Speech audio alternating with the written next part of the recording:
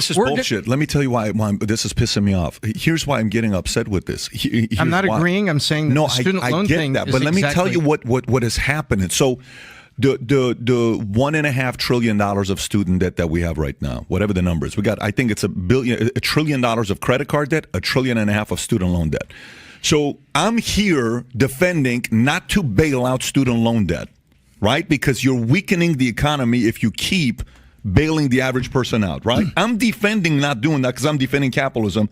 But at the same freaking time, at the top, you guys are doing deals to get in you're essentially bailing out the freaking big banks. How the hell? How do you expect people to not get pissed off? Patrick Bet-David brought on a woke idiot onto his show to have a very heated debate with him live here on the PBD podcast and the Valuetainment YouTube channel. Things got really heated between Patrick Bet-David and his co-host, or not his co-host, but his guest here, and it actually left his co-host pretty shocked as to how heated things got here on the PBD podcast after Patrick Bet-David goes after this woke guest for the ridiculous things that he was saying, and he was saying some absolutely ridiculous things, as these woke idiots normally do. He was genuinely defending stealing from American voters by banks and by governments and things like that, and Patrick Bet-David just snapped, and he had enough of it. Let's get into this clip here where Patrick Bet-David shuts down this woke idiot here live on the Patrick Bet-David podcast, the PBD podcast, and the Valuetainment YouTube channel. Let me ask you a question. So,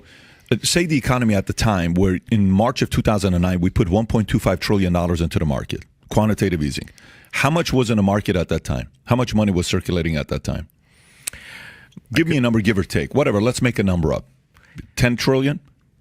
12 trillion? I look at it on a flow basis because credit creation is actually a flow concept.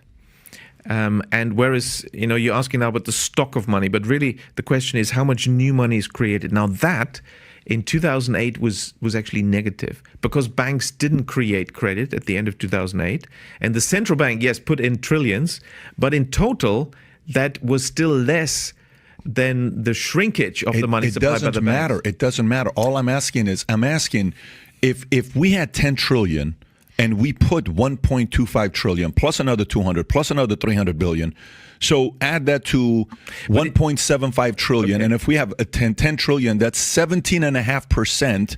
My money devalued, went lower. But it's not. What $100 became $83. You have to understand the transaction I'm saying is a transaction to shift assets from A to B inside the banking system. That does not create any money in the economy. It does not increase the money supply at all. And that's why. So where did the money show up? Or where did the 2 trillion? It doesn't show up anywhere.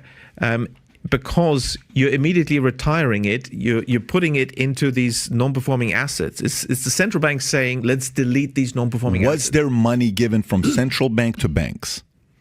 That's right. Was there money that went from... yes. Okay, Absolutely. So where did that money that the central bank... It was retired by writing off those non-performing assets. The central bank could just write them off. But that's still money, though. The money went... No, it didn't. It just solved the bookkeeping problem. What am I missing here, Tom? Well, you have to understand that... I think what you need... excuse me. I think the point we're missing here, and you need to help us, and when Pat says to take the hat off the complexity for the average person. So right now, I have a toxic asset. I'm having to pay interest because that's levered. So that has a cost to me. Correct? I'm collecting from you a payment on this $1 trillion asset. All of a sudden, you can't make the payment anymore. Well, I've got a little tiny payment over here that I was paying to the central bank on the original dollars. So what you're saying is the central bank knows that you're going to stop paying me, so now this is toxic or non-performing asset, right? Not performing anymore, just stuck. So they'll say, I will take it off your balance sheet so you no longer have to pay the interest on the underlying capital, and I'll just take and own this. A minute later, that doesn't show up on my balance sheet, and a minute later, I don't have to make the cost payment, and I'm not getting the revenue payment from you. So therefore, it's off my balance sheet. Is that what you're talking about? Yes, that's right. Okay, so for a consumer, help us understand this, because we're talking in the United States about student loans, and you're the student. And they're saying, well, the students aren't going to be able to pay these, so... This is bullshit. Let me tell you why this is pissing me off. Here's why I'm getting upset with this. I'm not agreeing. I'm saying the student loan thing that, but let me tell you what is happening. So the $1.5 trillion of student debt that we have right now, whatever the number is, we got, I think it's $1 trillion of credit card debt, $1.5 trillion of student loan debt. So I'm here defending not to bail out student loan debt, right? Because you're weakening the economy if you keep bailing the average person out, right? I'm defending not doing that because I'm defending capitalism. But at the same freaking time, at the top, you guys are doing deals to get in you're essentially bailing out the freaking big banks. How the hell? How do you expect people to not get pissed off? Well, that's certainly true. It's wild to me that anybody can have a take that's opposite from what Patrick Bet-David is saying. I never understand these people. Like this guy, I don't even know who this is. I'm gonna be honest with you. Like the title says he's the godfather of quantitative easing. Okay, I don't know who the hell this guy is. But it blows my mind that anybody can have a take that's not what Patrick Bet-David is saying. And anybody who is like defending what the government is doing here and what the central banking is doing with bailing out the banks and everything like that, anybody who's defending that so blindly, and you're about to see the mental gymnastics that this guy is playing. Like Tom did his best to try to explain what the guy is saying and try to tell him in a very nice way that what he's saying is ridiculous and it's just mental gymnastics that he's playing. Patrick Bet-David just cut through the BS and he's like, no, this is pissing me off. Here's the deal. This is why this is corrupt. And I don't understand why anyone would be defending what the central banking system is doing unless they are somehow getting a kickback, unless they are somehow also benefiting from it. And if that's the case, then your opinion should be thrown out the window because you are corrupt as well. You shouldn't have an opinion on it, or at least you shouldn't be stating your opinion to the American people and trying to act as if they should adopt that same opinion because not everybody is getting a kickback from this corruption that is happening. So this is why I love Patrick Bet-David so much, man, because he just cuts through the BS on so many different things. Now, there's a couple of topics out there that I think he dances around, and I wish he would just go hard on it. I know people aren't going to like me saying that because they love to just worship these people, but there's a couple of things that I wish Patrick Bet-David would just do a little bit more research into. You know, in terms of who's controlling, a lot of these politicians in America. I wish he would just go hard on that. But for the most part, he cuts through the BS, especially when talking to these people face to face. And that's why I love watching his show so much. Let's see what else PBD has to say here to this woke idiot that's defending the establishment. But so now that's where I was going. We're about to go into the next phase today that we're sitting there. Oh, it's okay. Oh, it's okay. Oh, it's okay. We keep printing money. Oh, it's okay. Oh, it's okay. The government keeps getting bigger and bigger and bigger. It's okay. Don't worry about it. It doesn't affect you. Don't worry about it. It doesn't affect you. And these banks are doing buyback stocks.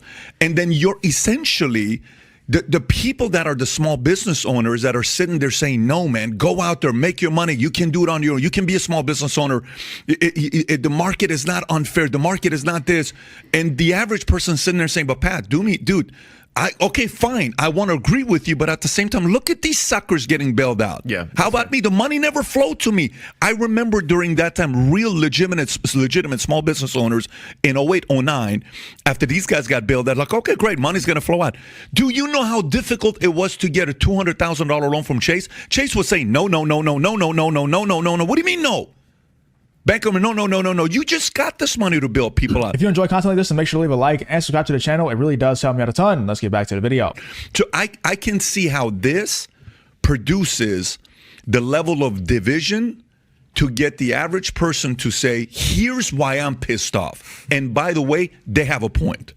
And the people that are trying to do it the right way saying, listen, man, I don't have that kind of access to capital. So to say, yeah, don't worry about it. The money doesn't do anything. It's not what you think it is. But is it being printed? Yeah, but it's not the way you think it is. It's distressed asset, and they're buying 20 at $100. So you're not really going to feel it. I am going to feel it. It's $2 trillion. No, but it's not. So if people like you who are the intellectuals that have gone and done this research, this is not my world. This is your world. This is why I'm asking you the questions. You're not asking me the questions, right? You're the expert. I'm the guy that's trying to learn from you. My concern is, then the market now is going to have a correction. Let me give you what I think is going to happen, and then give me your argument on what's the right solution now. Okay, just before then, just to point out where we, that we actually do agree, because you see, this guy is terrified right now. He's like, well, before you go into cooking me even more, let me just tell you, I promise we agree. And you can see PBD's face, man. He's just like, please shut the hell up. Just shut up. Like he is not having it right now. And this guy is just, he's trying his absolute best to get on PBD's good side.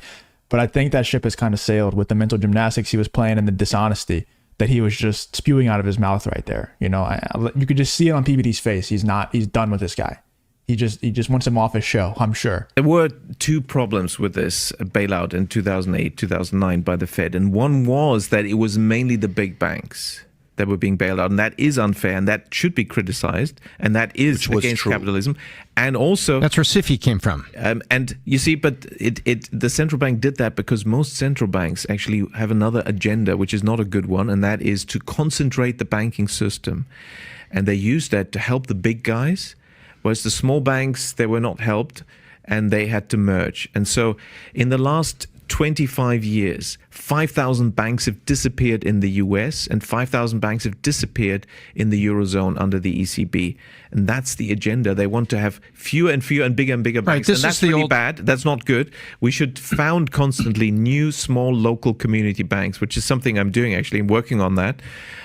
We have to hold against this. So that is one problem of the way they did it. And I wouldn't have done it the way they did. That's the old Rothschild-Bilderberg argument, right? That they're going to concentrate everything at the top. Am I correct? Well, I'm just looking at the data, and the data says in the Eurozone, since the ECB arrived, 5,000 banks have disappeared, and it's not the big ones. It is the small ones. They're being forced. That's not good. But you know what I'm asking about, right? There's a long-standing thing. This is World Economic Forum, Davos is... And so we have to cut it off, unfortunately, because we can't get into that stuff here.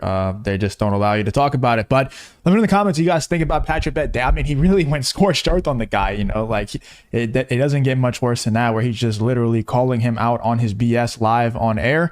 And it's glorious to watch. You know, I love when Patrick Bet David does that. He does it more often than most people. You know, most people, they'll be like, oh yeah, I'll talk to anybody. I'll bring on any woke person onto my show. And then they're all hunky dory with them. And, you know, it's kumbaya. And they don't call him out on their BS. You know, they try to be too reasonable. And I think Patrick Bet David is a reasonable person, but he's also able to call people out on their BS whenever they say something ridiculous. Let me know in the comments though what you guys think about Patrick Bet David bringing on this woke idiot onto Valuetainment, onto the PBD podcast here, and absolutely shredding him for spreading these lies, playing these mental gymnastics to try and defend the establishment, defend central banking, and all this other nonsense. Let me know in the comments what you guys think about this whole PBD versus this woke idiot situation.